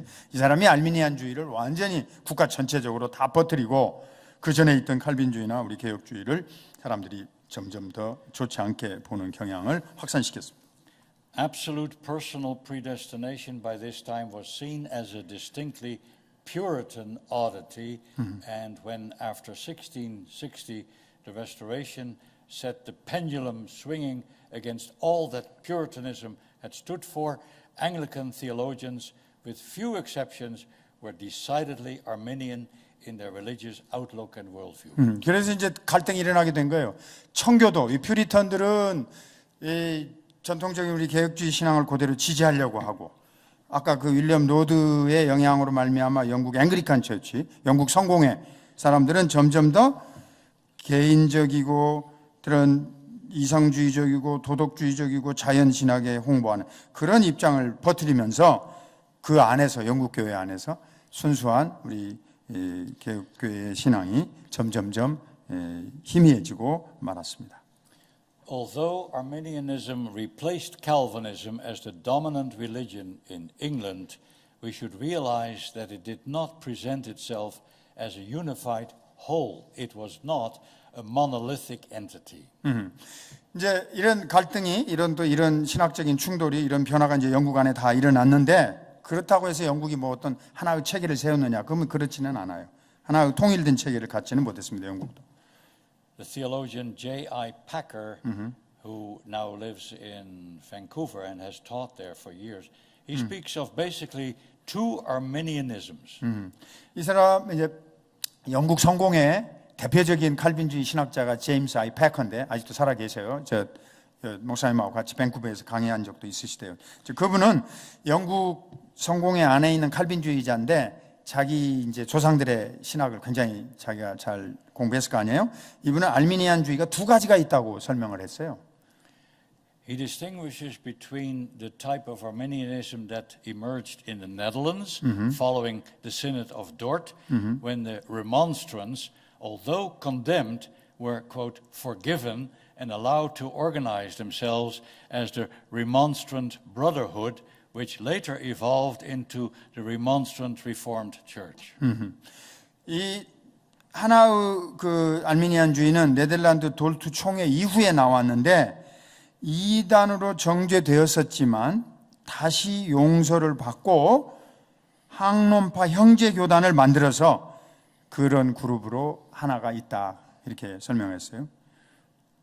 The Arminianism espoused by this church was characterized by an increasingly humanistic, moralistic, and rationalistic religious outlook. 자, 이 사람들은 인본주의적이고 도덕주의적이고 이성주의적인 견해를 가지고 있는 사람들이에요. It was this type of Arminianism that spread to England and became the dominant religion within the established church. 이게 영국으로 들어가서 영국 전체 앵글리칸 국교회 나라 전체를 이끄는 그런 지배적인 신학 경향이 됐다고 말이에요. But in the 18th century, another type of Arminianism called Methodism sprang up in England, associated with John Wesley. 자, 다른 종류의 알미니안주의가 있는데 이것은 우리가 감리교라고 부르는 그리고 시기적으로 여기보다 한 100년 뒤에 나중에 나왔는데 이게 알미니안주의의 또 다른 형태로 나오는 영국에서의 모습이라고 말해요. 두 종류의 알미니안주의가 있다고. And Wesley became the most influential Arminian of all time. 그래서 그 중에 대표적인 인물이 요한 웨슬레고 부흥운동을 이끌면서 돌아다녔는데 가장 영향력 있는 알미니안주의자다 이렇게 규정됩니다. So according to Packer, there were now two types of Arminianism. First of all, Arminianism of the head and Arminianism of the heart. The former leaning in the direction of deism and natural religion, and the latter associating itself with pietism and revivalism. 자, 그래서 베커 박사에 의하면 두 종류의 알미니안주의가 있는데 하나는 머리를 쓰는 이성주의적 알미니안주의가 있고 또 하나는 이 웨슬레의 부흥운동은 이제 가슴에서 나왔으니까 가슴의 알미니안주의다. 그래서 두 종류로 나눈다고 말이죠. 근데 이성적인 알미니안주의, 머리를 쓰는 알미니안주의로 보면 그건 영국 성공회가 그렇게 기울었는데요. 이신론, 디이즘하고 내추럴 디알로지, 자연신학 이것을 강조했어요. 반면에 이 웨슬레 운동, 감리교회 운동의 알미니안주의는 경건주의 혹은 부흥운동 이거에 연계되어져 있습니다. It was this Arminianism of the heart that moved into the mainstream of Protestant life, not only in Great Britain, but also in North America and many other parts of the world. 이제 이 둘 중에서 훨씬 더 많이 퍼진 것, 미국에까지 퍼지고 대륙에 다 퍼진 것은 물론 웨슬레의 부흥운동을 따르는 이런 알미니안주의 운동이었습니다. Earlier in this lecture, we raised the question whether or not Arminianism is a heresy, and we left the question unanswered for the moment. 자, 오후에 이 강의를 시작하면서 여러분에게 알미니안주의는 이단이냐 아니면 또 다른 종류의 기독교로 봐야 하느냐 좀 부족하지만 혹은 변질된 기독교로 봐야 되느냐 자, 그 답을 우리가 한번 이제 마지막으로 시도해 봅시다. Having examined some of the main differences between the Reformed and Arminian teachings, with a special focus on the fundamental chasm between monergism and synergism, we can only conclude that the difference is great. 자, 근본적인 차이점은 결국 우리가 극복할 수 없을 것 같아요. 알미니안주의와 정통 신학 사이에. 왜냐하면 하나님의 단독 사역을 믿는 사람들은 정통 개혁 신학이고 인간과의 신인 협력서를 믿는 사람들이 알미니안주의니까 결국 우리가 그 차이를 극복할 수 없습니다. But does that mean that Arminianism must be condemned totally? 자, 그러면 Absolutely. 이 사람들을 절대적으로 정죄를 해버려야 되느냐? 이건 아예 기독교도 아니고 가짜다. 이러고 그냥 확실하게 던져버려야 되느냐? I don't believe this is warranted. 그렇게까지는 하지 않아야 된다고 봅니다. I do not hesitate, however, to label Arminianism of the head a heresy. 그렇지만은 이 알미니안주의가 이단이라고 이렇게 딱지를 붙이는 거, 그건 나는 주저없이 그렇게 생각합니다. I consider that a heresy not simply because of its emphasis on the mind rather than the heart, because Calvinists are often guilty of this too, but because of its reliance on human reason rather than divine 자, revelation. 이 두 종류가 있다고 그랬는데 그 두 종류 중에 뭐 어떤 걸 썼다. 그래서 내가 이 알미니안주의가 이단이다 이렇게 말하는 건 아니고요. 칼빈주의도 그런 책망을 들을 수 있죠. 머리를 쓰느냐, 가슴을 쓰느냐. 하지만 중요한 초점은 하나님의 계시를 우선으로 삼느냐, 아니면 인간의 마음 혹은 인간의 이성을 더 의존하느냐. 이 차이가 크기 때문에. When it concerns Arminianism of the heart, however, the issue is not quite so simple. 특히 이제 웨슬레를 따르는 알미니안주의, 정서적인 알미니안주의라 이렇게 번역을 하셨는데, 그 사람들을 파악하고 그 문제점을 잘 들여다보는 거, 그리고 거기서 어떤 답을 추출하는 거, 그거 그렇게 쉬운 일이 아니라고 말이에요. 간단히 이단으로 정죄하기에는 그 속에 다른 요소들도 있다고 말이죠. There is no valid reason to deny men like John Wesley and his brother Charles the status of Christian. 예를 들면 요한 웨슬레나 그의 형제 찰스 웨슬레가 기독교인이 아니다. 우리가 그 사람들의 신분과 지위를 박탈할 그럴 정당한 이유를 가지고 있지는 아직 않기 때문에. The same can be said of Arminius, the father of the movement, named after him. 알미니안 자신에 대해서도 아주 이렇게 말하는 것이 공정할 겁니다. 그 사람이 기독교인이도 아니다. 우리는 이렇게까지는 말할 수가 없단 말이죠. Doctrinally, Arminius and also Wesley were outside of the Reformed Yeah. confessional parameters, especially in the area of the divine decrees. 그러니까 하나님의 작정 교리를 어떻게 취급했느냐 하는 것을 본다면 우리 개혁주의의 전통적인 척도에서 굉장히 많이 벗어난 건 사실이에요. But does that mean that they were completely wrong in their understanding of salvation in connection with the doctrine of justification?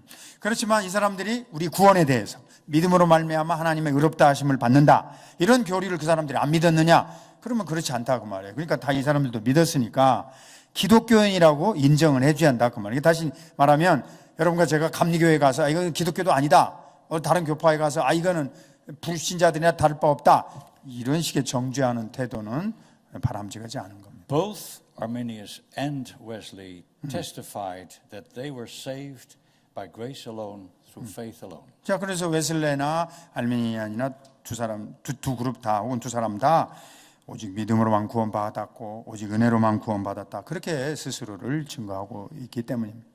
Shortly before his death, Arminius said, I believe that sinners are accounted righteous solely by the obedience of Christ, and that the righteousness of Christ is the only meritorious cause on account of which God pardons the sins of believers and reckons them as righteous as if they had perfectly fulfilled the law. My opinion is not so widely different from Calvin as to prevent me from employing the signature of my own hand in subscribing to those things which he, Calvin, has delivered on his subject in this third book of his Institutes. This I am prepared to do at any time and to give them my full approval. 예, 여기 좀 이제 알미니우스가 죽기 전에 쓴 글인데요. 편지를 이렇게 썼는데 여기 번역에 조금 미스가 있네. 자, 내가 수정해 드릴게요. 나는 죄인들이 오직 그리스도의 순종에 의해서만 의롭다 하심을 여긴다고 믿습니다. 그리고 오직 그리스도의 의로움만이 유일한 공로적 원인이며 오직 그분의 의 때문에 하나님께서 신자들의 죄를 용서하시고 마치 그들의 율법을 완벽히 성취한 것처럼 의롭다고 여겨 주십니다. 내가 칼빈과 과히 다르지 않습니다. 나는 그의 책, 세 번째, 무슨 책이냐면 이 영어 원문에 들어있어요. 기독교 강요 제3권. 이게 구원론 파트예요. 믿음으로 구원받는다. 나는 100% 칼빈의 기독교 강요 3권 구원론에 대해서 나는 동의하고 내 손으로 서명하는데 주저하지 않습니다. 그래서 나는 언제든지 그 교리에 완전히 찬성합니다. 이렇게 편지를 썼습니다. Wesley's statements regarding justification are even stronger, and they reflect his profound experiential understanding of God's grace. Being an Arminian, holding the view that sinners are saved by responding to prevenient grace, which God rewards by giving them justifying grace, Wesley came to experience justification in the biblical way, that is to say, in the way that Calvin and Luther before him had taught. 자, 웨슬레의 경우도 칭의에 관해서는 굉장히 강력하게 하나님의 은혜에 의해서만 이루어진다. 그리고 그의 깊은 어떤 자기의 경험적인 체험적인 요소도 거기에 반영되어 있다고 말이죠. 웨슬레는 알미니안주의자라고 우리가 말하지만 또 그가 믿는 그 견해를 들어가 보면 죄인이 선행적 은혜에 반응함으로써 이제 인간이 반응한다. 이걸 자꾸 구원에 있어서 강조를 했지만 이런 방식이 사실은 칼빈과 루터의 칭의의 방식대로 경험을 한 것이다 이거예요. 논리를 그렇게 따라가진 않았지만 칼빈과 루터가 주장했던 것과 같이 자기가 의로움을 경험했다라고 주장하는 것을 그렇게 표현했다고 본다면 이 사람들도 기독교인이라고 인정할 수밖에 없는 것입니다. Wesley insisted that the grounds of the death of Christ and that death alone gives us the hope of salvation, that we are forgiven and accepted by God through faith in Jesus Christ. 그래서 우리는 웨슬레가 남긴 말 보면 그는 오직 예수 그리스도 안에서 그리스도의 죽음만을 근거로 해서 하나님께 용서받고 용납받으며 예수님의 속죄적인 대속적인 피 흘리심만을 믿는다. 이렇게 우리가 믿는 것처럼 완벽하게 구원론 부분에 있어서는 차이가 없어요. I know it is getting late and long, but I do want to say a few things more if you have the patience about John Wesley. 자, 여러분이 조금만 인내심을 갖고 이제 조금만 더 말하면 끝낼 테니까 자, 웨슬레에 대해서 조금 설명을 더 하는 거 경청해 주시기 바랍니다. Wesley was born in the parsonage of an Anglican minister in Epworth, England in 1703. 자, 웨슬레는 1703년 영국 앱워스에 있는 성공회 목사님의 자녀로 태어났습니다. His parents, Samuel and Susanna Wesley, had been reared in a hyper-Calvinistic environment in which predestination was the central doctrine governing religious life. 그 부모님은 아주 극렬한 칼빈주의 사상을 가지고 계셨어요. 그래서 예정론 교리를 신앙의 중심 교리로 삼고 신앙생활했던 분들이었어요. Especially his mother, Susanna, came to resent this doctrine and passed on her resentment to John and his brother Charles, who became lifelong opponents of this key doctrine of the Reformed faith. 근데 이제 그 어머니 수잔나가 이 예정 교리를 아주 불평을 많이 하고 싫어했어요. 이게 이제 아이들 자녀들에게 영향을 미쳐가지고 요한 웨슬레하고 찰스 웨슬레가 평생 동안 나는 예정론 믿지 않는다 이렇게까지 하게 될 정도가 된 것입니다. John Wesley attended Oxford University, where he studied for the ministry in the Church of England, and he met there George Whitefield, who later became a very famous Calvinistic evangelist. 예, 옥스퍼드 대학에 이제 진학을 해서 공부하는 중에 거기서 아주 세계적인 칼빈주의 설교자, 여러분 별로 관심을 안 가지면 정말 웨슬레보다 훨씬 설교를 잘했어요. 조지 휘필드라는 사람을 만났습니다. After his ordination, Wesley went to North America, to the colony of Georgia, as missionary to English settlers there. 그래가지고 이제 안수를 받은 다음에 웨슬레가 영국에서 이민 간 사람들을 위해서 이제 미국 대륙으로 건너가서 이 조지아에 가게 됐습니다. On the sea voyage across the Atlantic, a fierce storm nearly sunk the ship, and Wesley was deeply troubled by his fear of death, while a band of Moravian missionaries displayed complete calmness and serenity. 예, 여러분들이 이거 아주 유명한 부분이죠. 웨슬레의 회심. 그래서 이제 배를 타고 가는데 배가 풍랑에 일었는데 다 죽어갈 그런 아주 심각한 상황이었는데 거기에 일단의 무리들이 성도들이 아주 침착하고 편하게 기도하는 모습이었어요. 그게 바로 모라비안 무브먼트라는 운동을 일으키고 있는 선교자들이었다는 전도자들인 걸 알게 됐어요. Wesley's brief pastorate in Georgia was a disaster, and he returned to England deeply discouraged and humbled. 자기는 별로 성과를 거두지 못하고 큰 전도나 부흥 효과를 거두지 못하고 그냥 실망감, 아주 자멸감, 자존심이 무너지는 그런 가운데 이제 돌아왔어요. Sensing his need for spiritual awakening that would give him the kind of assurance that the Moravians possessed, the young Anglican minister attended a prayer meeting convened by some Moravian brothers in a hall somewhere in London, and one of them read from Luther's preface to his commentary on Romans, and this reading so impressed Wesley that he experienced the religious awakening he had been longing for. 자, 배가 이렇게 빠지려고 할 때 어떻게 그렇게 구원에 대한 확신을 가지고 평안하고 잠잠했을까? 자기도 이제 그런 구원에 대한 확신을 원했는데 그 모라비안 교도들이 모이는 곳에 기도하러 자기도 참석하게 되었습니다. 근데 그들 중에 한 사람이 루터의 로마서 주석 서문 그것을 읽었는데 굉장한 강렬한 감동을 받게 됐습니다. Later he wrote about his experience in these words, I felt my heart strangely warmed. I felt I did trust in Christ, Christ alone for my salvation, and an assurance was given me that Christ had taken my sins, even mine, and saved me from the law of sin and death. 여러분들 루터의 로마서 주석 서문이라는 게 뭐 큰 책이 아니에요. 루터가 번역한 로마서의 앞부분에 조금 써 있는 건데요. 나도 이 부분을 그래서 관심을 갖고 읽어본 적이 있어요. 근데 그 길지 않은 말인데 거기서 자기가 이렇게 느꼈다는 거예요. 나는 마음에 따뜻함을 느꼈다. 이상하게 따뜻함. 나는 그리스도를 믿는다는 것과 그리스도만이 나의 구원이심을 느꼈다. 그 다음에 그분이 나의 죄, 나 같은 자의 죄를 가져가셨고 죄와 사망의 법에서 나를 구원하셨다는 확신이 있었다. 그 설명이 꼭 루터 거하고 똑같아요. 루터도 고기절에 그런 부분을 설명해놨어요.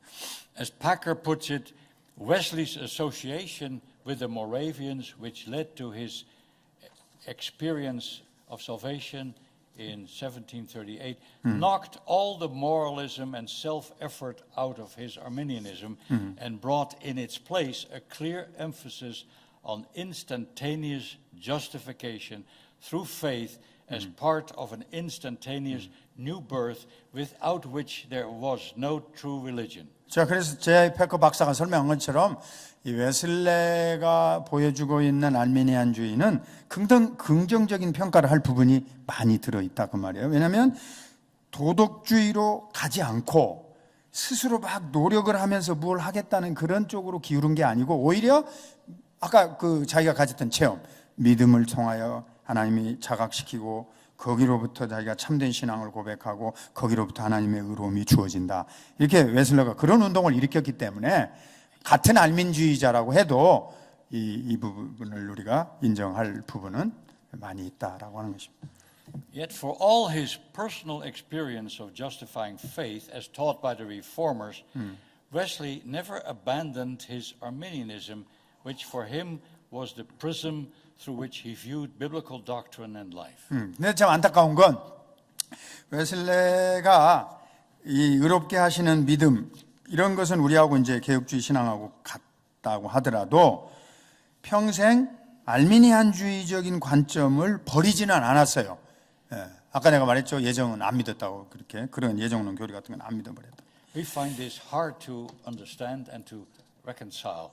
But even though we still have to ask, is Arminian a heresy? It's difficult to answer. 예. 자, 어쨌든 알미니안주의자들 두 종류의 알미니안주의자들이 있는데 우리 개혁주의하고 잘 조화를 이루어서 일치된 신앙을 함께 만들어 가기는 어려워요. 어려운데 그러면 이제 아까 처음 했던 질문, 자, 이 알미니우스의 영향으로 말미암아 내려온 이 알미니안주의자들을 이단이라고 할 것이냐? 우리 목사님은 그러기에는 조금 주저되는 부분이 있다. 이런 말씀. A helpful and balanced view was given by the Puritan William Ames, one of the delegates at the Synod of Dort, who wrote, quote, "The view of the remonstrance as it is taken by the mass of their supporters is not strictly a heresy, that is a major lapse from the gospel, but a dangerous error tending toward heresy." 이 시대를 가장 잘 체험한 학자 가운데 한 사람이 윌리엄 에임즈라는 신학자예요. 이 사람이 영국에서 건너와서 네덜란드에서 가르쳤어요. 근데 이 사람이 뭐라고 말했냐? 알미니안주의가 이단이냐? 그러니까 뭐라고 대답했냐면 수많은 지지자들에 의해 받아들여지고 있는 학론파들의 견해는 엄밀히 말하자면 이단은 아니다. 그런데 그런 경향성을 가진 심각한 오류다. 이렇게 설명을 했어요. Though he was wrong in his head, he was right in his heart, because that heart was aflame with the love of God for the lost.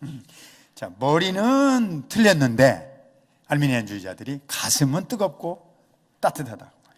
Traveling thousands of miles on horseback, he crisscrossed England, preaching the gospel wherever people were willing to listen, in churches or in the open air. 예, 쭉 내려가셔서 이제 웨슬레 전도 폭발이라는 거, 한 수천 마일을 돌아다니면서 영국에서 복음을 듣고자 하는 사람이 있으면 노상이나 가리지 않고 어디서든지 웨슬레는 복음을 전파했습니다. He preached over 20,000 sermons, many of which were published in books and tracts. 예, 2만 편이 넘는 설교를 했고 많은 설교와 책자들이 굉장히 많이 보급됐어요. His brother Charles wrote hundreds of hymns.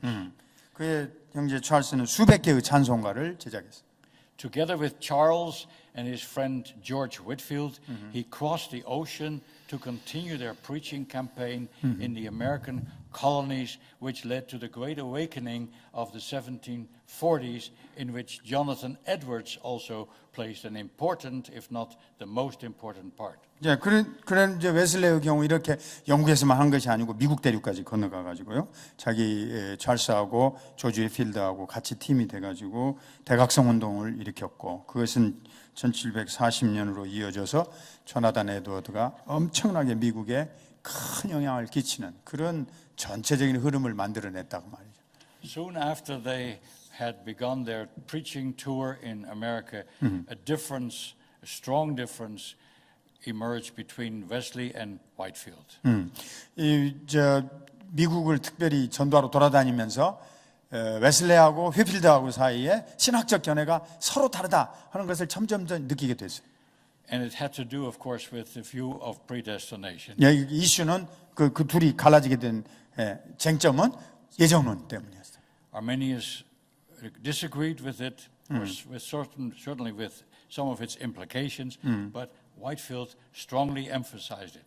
그래서 웨슬레는 그 예정 교리에 대한 부정적인 생각을 가지고서 자꾸 거기에 딴 얘기를 하고 반면에 조지 휘필드라는 그 대각성 운동의 위대한 설교자는 철저하게 예정론 교리를 고수하면서 강조하려고 했어요. I could say much more about this, but I have to shorten my lecture somewhat, and I go to the summary and conclusion. What should be our attitude towards Arminianism?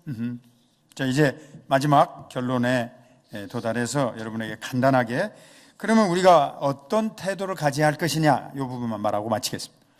Many Reformed people today are saying there is not that much difference between them and us. Let's not argue over small details. 일부 우리 개혁주의 신학자들 가운데 그렇게 시시콜콜한 거 조금 다르다고 한 건데 그 별로 얘기하지 말자, 따지지 말자 이런 입장도 있습니다. But the differences are not so small if we judge them by biblical standards. 자, 그러나 성경의 기준을 들여다 놓고 보자요. 거기다 대입해 보면 이 자그마한 차이점이라고 하는 것은 결코 그냥 넘어갈 그런 것은 아닙니다. J.I. Packer sums it up this way: Arminianism is a slippery slope. 자, J.I. 패커 유명한 우리 영국 성공의 칼빈주의 신학자가 알미니안주의는 밑으로 이렇게 팍 쏠려 내려가는 이거는 비슷할 것 같다 이거. All Arminianisms start from a rationalistic hermeneutic which involve a rationalistic restriction of the sovereignty of God and the efficacy of the cross. 야, 그래서 우리를 어디로 확 끌고 내려가 버리냐면 한 번에 이성주의적 성경 해석, 그것은 하나님의 주권과 하나님의 십자가의 능력에 반대되는 생각이란 말이에요. 자꾸 인간적인 이성적인 생각으로 알미니안주의의 견해에 들어가게 되면 그냥 우리를 끌고서 벼랑으로 떨어져 버리게 만든다. All Arminianisms involve a measure of synergism. Therefore, the Bible forbids us to take a single step along the Arminian road.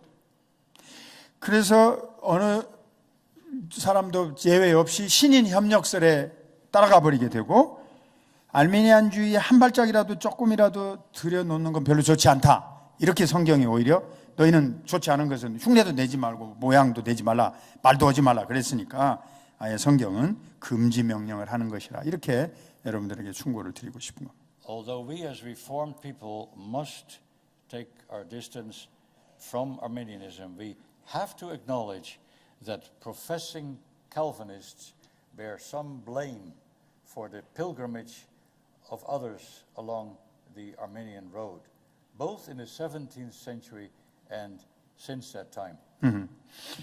우리가 이제 알미니안주의자들의 길을 따르는 순례자들이 있다고 하는 것에 대해서 아주 냉정하게 말하자면 우리들의 책임이 있다. 개혁주의적, 칼빈주의적인 신앙을 고백하고 있는 사람들에게도 문제가 없느냐?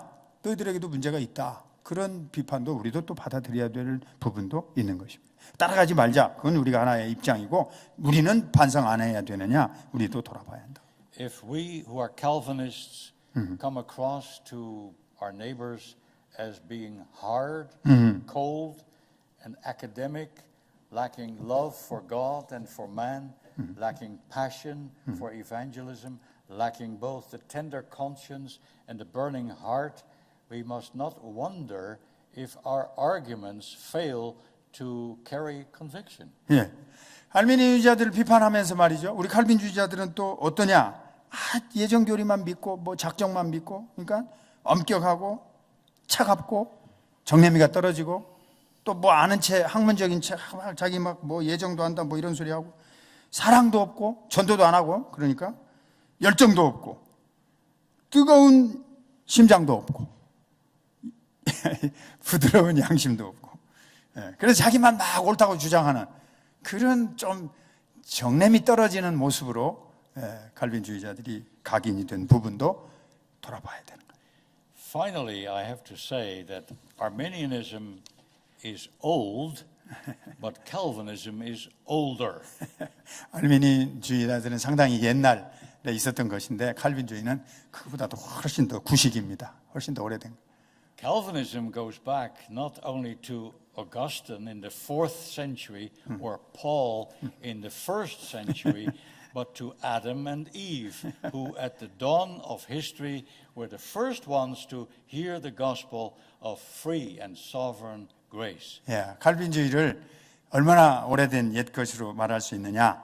어거스틴에게서 배워왔다? 아닙니다. 바울에게 배워왔다? 1세기? 아니에요. 구약을 거쳐서 그냥 저 초기 아담과 이브가 가졌던 신앙이 칼빈주의다. 예. The pure gospel was announced to them, our first parents, moments after their fall into sin. Let us therefore ask for the old paths where is the good way and walk therein, for therein alone we will find rest for our souls. Jeremiah 6:16. 자, 예레미야 6장 16절에는요. 여러분과 제가 가야 할 가장 좋은 길은 옛 선조들이 간 길, 그 길이 선한 길이라고 가르쳐 주셨어요. 그래서 우리는 그 길에서 우리 영혼의 평강을 얻을 수 있을 것으로 확신합니다. Amen. 아멘. 감사합니다.